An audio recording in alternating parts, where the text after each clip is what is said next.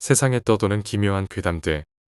첫 번째 이야기, 인천 용현동에 귀신 나오는 집에서 실제로 겪었던 실화괴담. 내가 초등학교 4학년 때 있었던 일이다.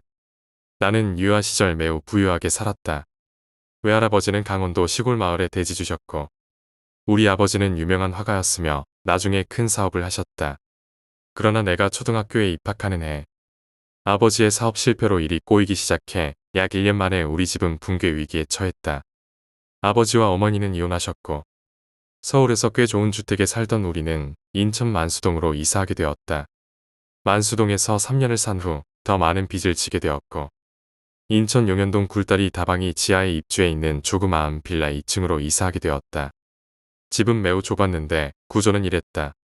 거실은 복도식으로 폭은 대략 2m 정도로 매우 좁고 길었다. 방은 2개인데 현관을 열고 들어가면 바로 첫 번째 방이 보였고, 거실을 따라 약간 올라가면 두 번째 방이 있었다. 신기한 건 이상한 일이 일어나는 곳이 항상 이 두 번째 방이었다는 것이다. 첫 번째 사건은 이사 온 후 일주일 뒤 집들이 하는 날이었다. 집들이로 우리 외가분들이 오시기로 한 전날, 앞집 아주머니가 찾아오셔서 우리 어머니께 이상한 이야기를 해주셨다. 제가 어젯밤에 꿈을 꿨는데요. 이상한 여자가 나를 찾아와 아기 포대기를 달라길래 제가 건네주려고 했어요. 근데 우영이 어머니께서 오셔서는 이걸 왜 주냐면서 막 빼앗으려고 그러는 거예요. 그래서 포대기가 찢어졌거든요. 그 여자가 찢어진 포대기 반만 들고 돌아가고, 우영이 어머니가 나머지 반을 가지고 우영이 어머니 댁으로 들어가는 거예요. 그런데 일단 잠에서 깼는데 뭔가 기분이 안 좋아서 어머니는 황당한 아주머니의 말에 그냥 웃어넘기셨다. 그리고 다음날 우리 친척들이 모두 모인 집들이 날, 우영이가 2층 창문에서 떨어져서 두개골이 깨지는 사고가 일어났다. 근데 그냥 사고라고 하기에는 상당히 이상한 부분이 많았다. 그날 우리 외가 친척들 20명이 왔는데, 그 좁은 집에서 아기가 창문 밖으로 떨어지는 것을 목격한 사람이 한 명도 없었다.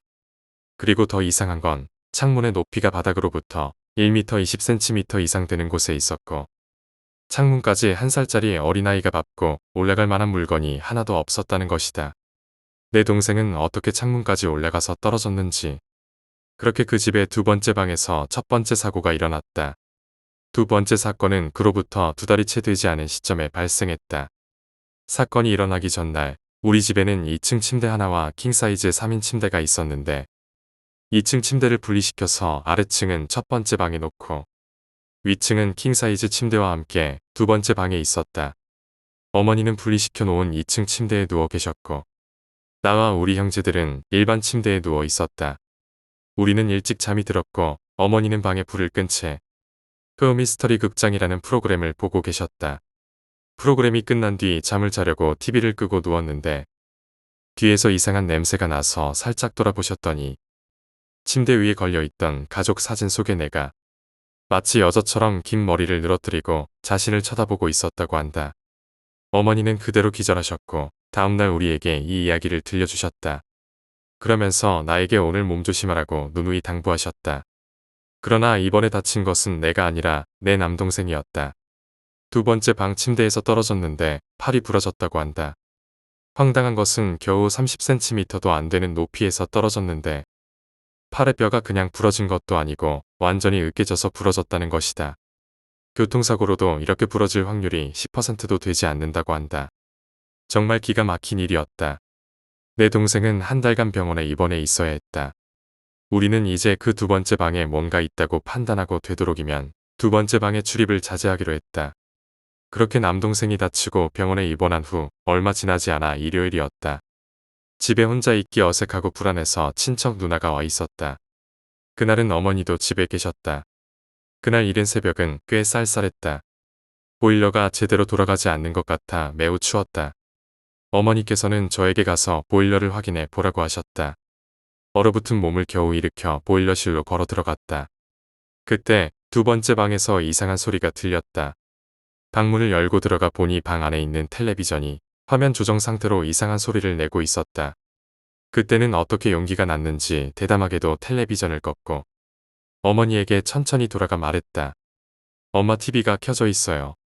어머니는 그 말이 말도 안 된다고 생각하시면서 두 번째 방으로 돌아가 제가 껐던 텔레비전을 다시 켜보셨다. 텔레비전에서는 일요일 아침 뉴스가 방영 중이었다. 그럼 제가 방금 본 것은 대체 무엇이란 말인가요? 그렇게 저는 어머니께 호되게 꾸중을 듣고 말았다. 며칠 후 친척 누나는 집으로 돌아가고 어머니도 내 동생 병간호를 위해 병원으로 돌아가셨다. 그날 밤은 큰 외삼촌이 오시기로 하셨기 때문에 저녁까지 그다지 걱정은 없었다. 그러나 9시가 지나고 10시가 되어도 삼촌에게 연락이 없었다. 약간의 두려움을 느낀 저는 텔레비전이 있는 두 번째 방으로 들어가 텔레비전을 켜놓고 이불을 뒤집어 쓰고 잠이 들었다. 이상한 소리에 눈을 떴다.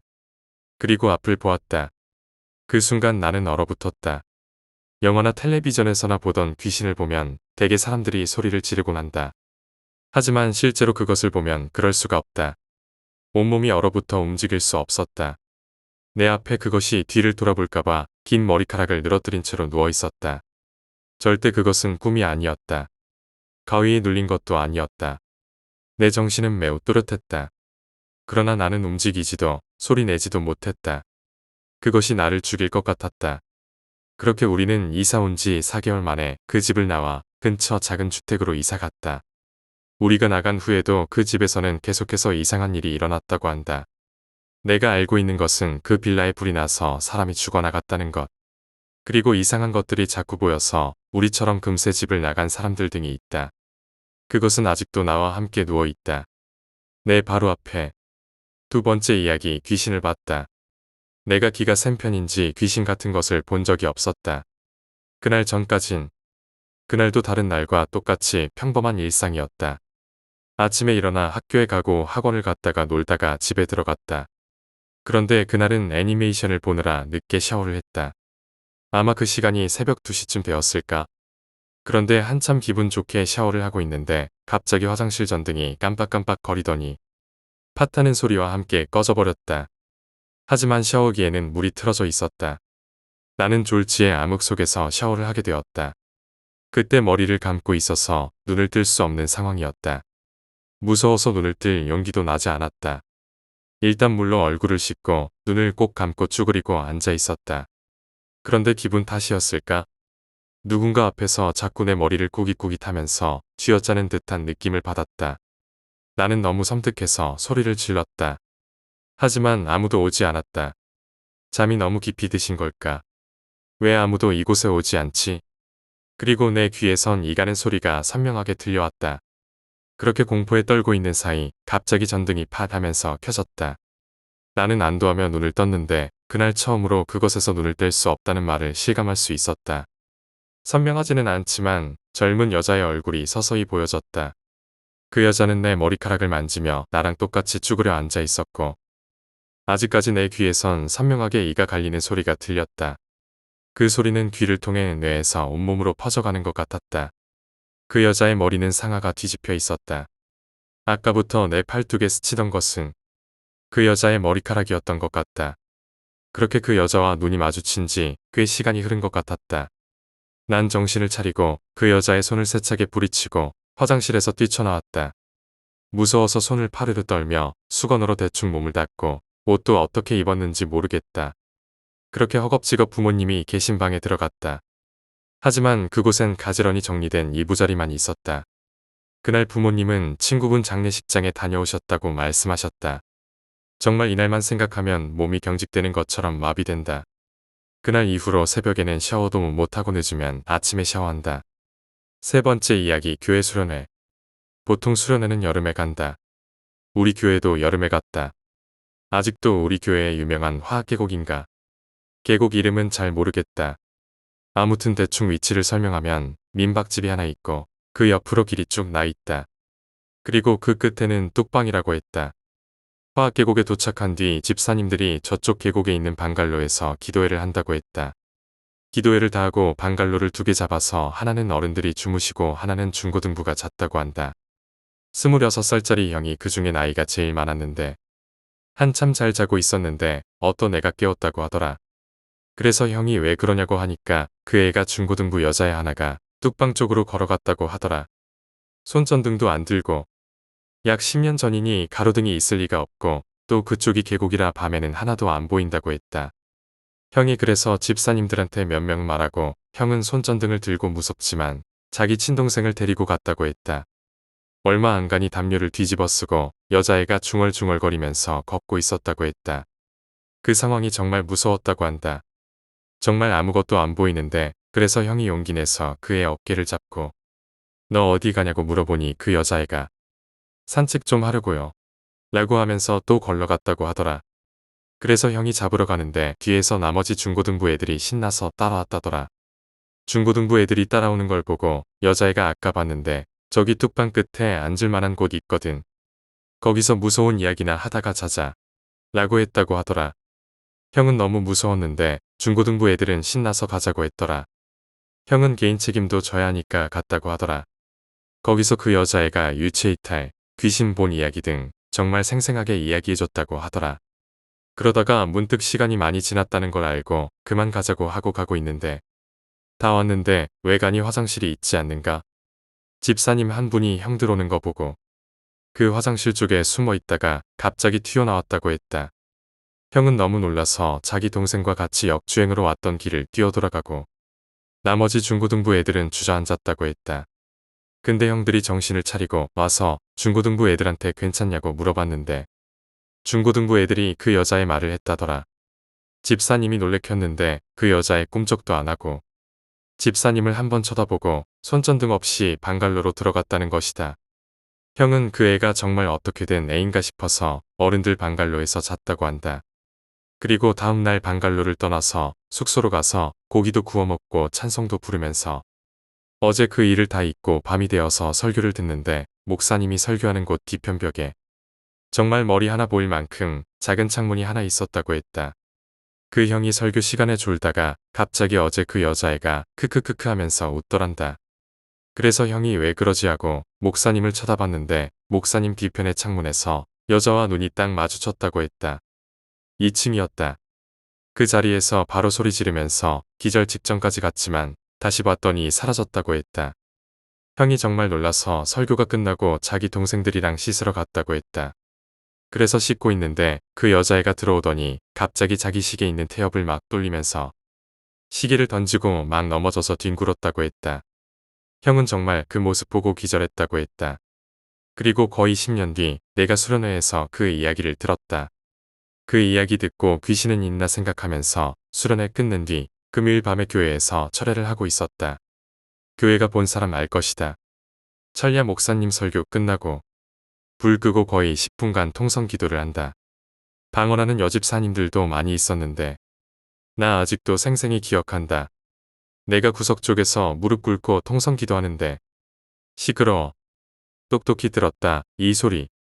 내가 그 소리 듣고 눈을 번쩍 떴는데 우리 중고등부 한 명이랑 눈이 마주쳤다. 걔도 들었는지 표정이 상당히 굳어 있더라.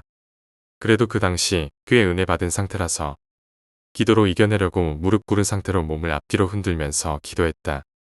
근데 인기척을 느껴서 눈을 살짝 떴는데 앞으로 몸이 갔을 땐 안 보이고 뒤로 몸이 갔을 땐 조금 하얀 옷이 보이고 거짓말 아니라 정말 무서웠다. 눈 감고 기도를 멈추고 있었다. 그 다음날 토요일 날 또 교회 모임이 있어서 모여서 찬양을 드리고 예배도 드리고 하고 마지막 기도 시간인데 그땐 중고등부만 모여서 기도하고 있었다.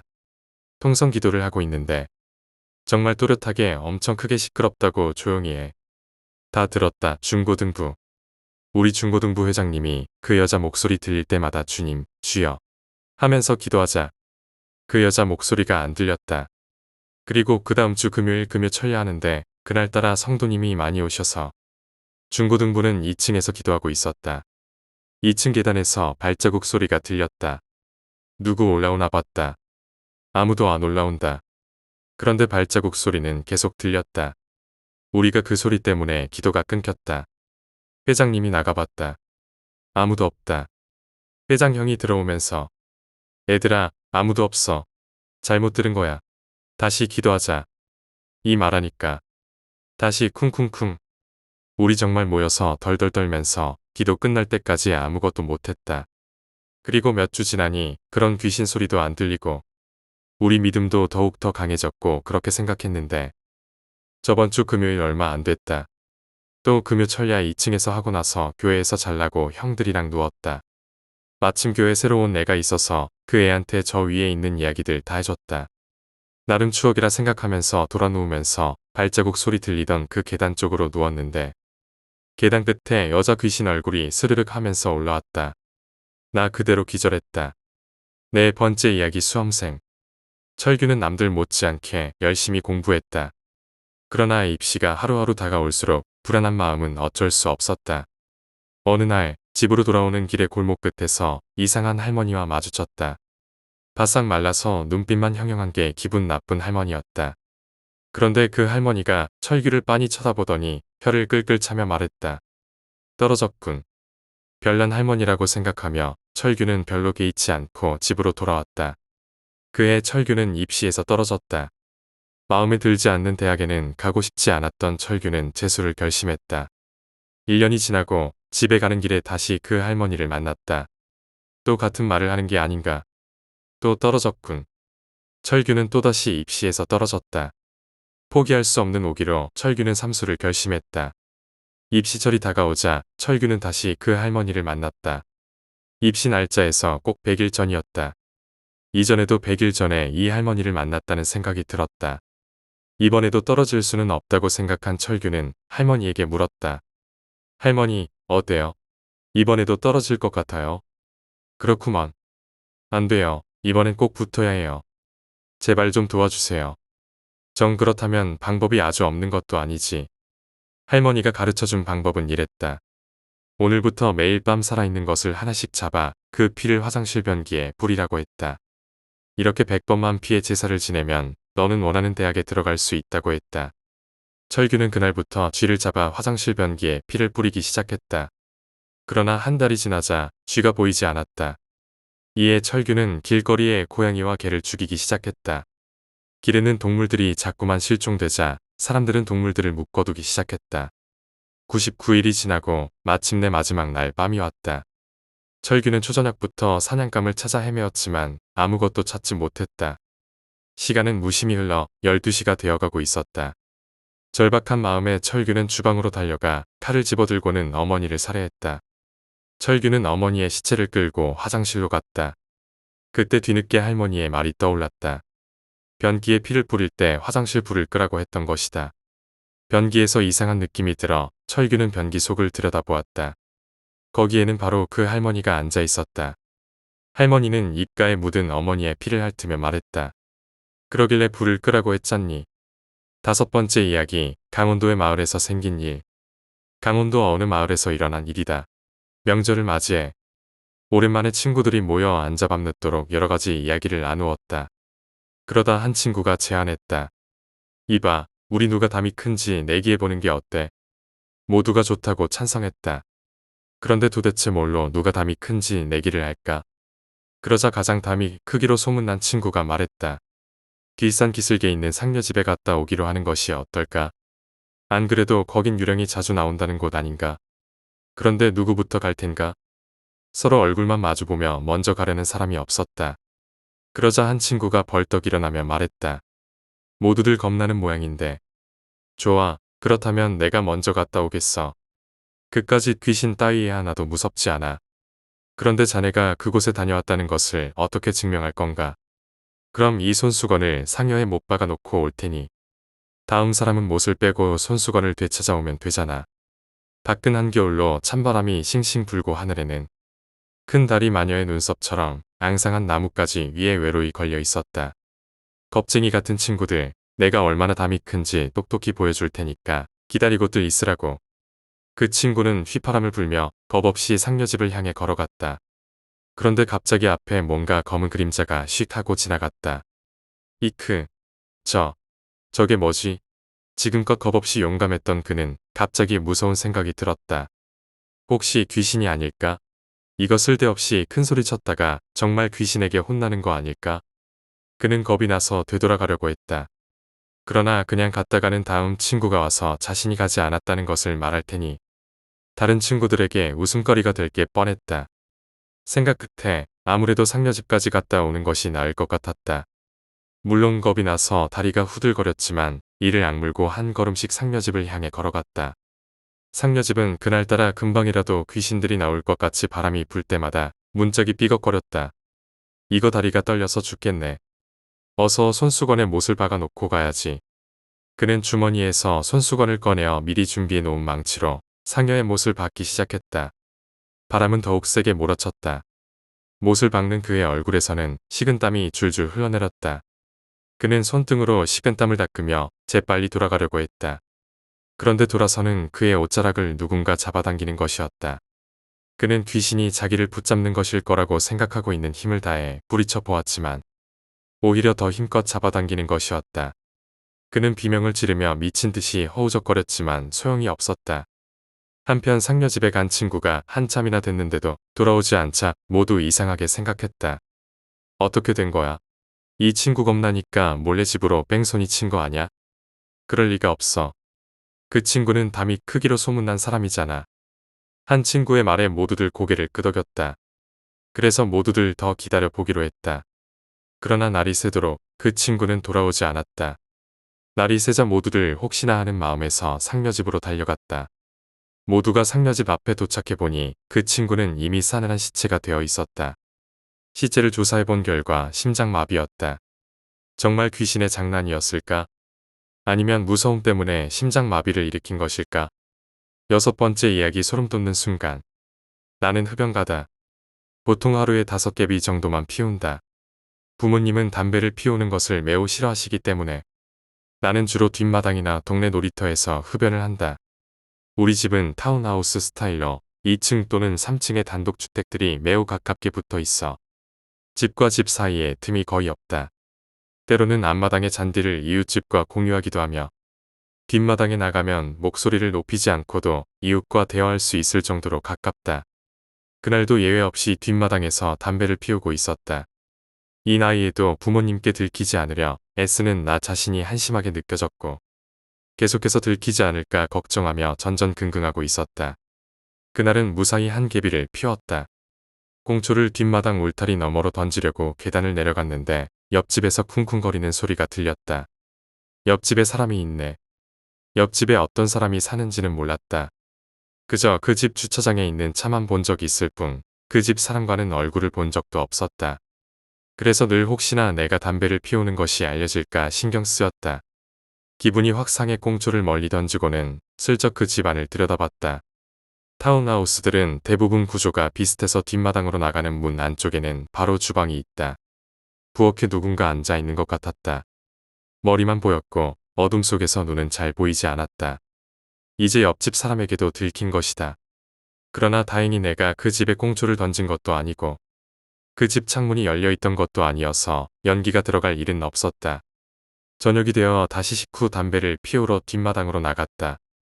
가을이라 해가 짧아져서 푸르스름한 달빛만이 쏟아지고 있었다. 평소처럼 꽁초를 울타리 밖으로 던지고는 돌아서서 옆집을 다시 들여다보았다. 그곳에는 아까 그 사람이 똑같이 부엌에 앉아 있었다. 분명 1시간이 넘게 흘렀는데 여전히 같은 자세로 앉아 있었다. 나는 더 자세히 옆집을 들여다보았고 그제야 그것이 사람이 아니라 그림이라는 것을 알게 되었다. 푸르스름한 달빛에 어슴푸레하게 보였던 그 그림은 정말 사람 같았다. 순간 마른 침을 꿀꺽 삼켰다. 너무 놀랐기 때문이다. 그러나 그것이 그림이라는 사실을 알았어도 안도하기보다는 왠지 모르게 불안했다. 그 그림이 1시간 전부터 계속 나를 쳐다보고 있었던 것은 아닐까 하는 생각에 온몸에 소름이 돋았다. 7번째 이야기. 흉가. 여동생, 형과 함께 외할머니 댁에 놀러 갔습니다. 부모님은 외할머니 댁에서 낮잠을 주무시고 어린 우리들은 심심했습니다. 그 시간에는 텔레비전에서 재미있는 게 없었어요. 형이 흉가에 가보자고 제안하자 저와 여동생은 눈이 번쩍였습니다. 산에 올라가 보니 밑에서 보는 것과 달리 상당히 어둡더군요. 어릴 때는 그게 정말로 신기했었습니다. 시원하고요. 어쨌든 흉가 근처에 가니까 강한 기온이라고 해야 할까? 아무튼 무언가가 풍겨나오는 듯한 느낌이 스르륵 나더군요. 어린 나이여서 그랬는지 모르겠지만 더 심각하게 느껴졌습니다. 하지만 형도 있고 여동생도 있기에 무슨 일 있겠어. 들어가 보니까 말 그대로 흉가였습니다. 지금 가면 발로 툭 차도 무너질 만한 구조였고 안이 보이지 않을 정도로 어둡고 귀신이 나와도 같이 농담 따먹기 할 이 분위기였습니다. 모두 뛰기 시작했습니다. 여동생이 없는 것 같더군요. 순간 미칠 것 같았습니다. 형은 저만치 내려갔지만 나는 여동생을 구해야 했습니다. 눈을 감고 흉가로 뛰어갔습니다. 들어가 보니 여동생이 누워서 훌쩍이고 있었습니다. 그래서 여동생을 업고 뛰었습니다. 처음엔 괜찮았는데 점점 무거워지더군요.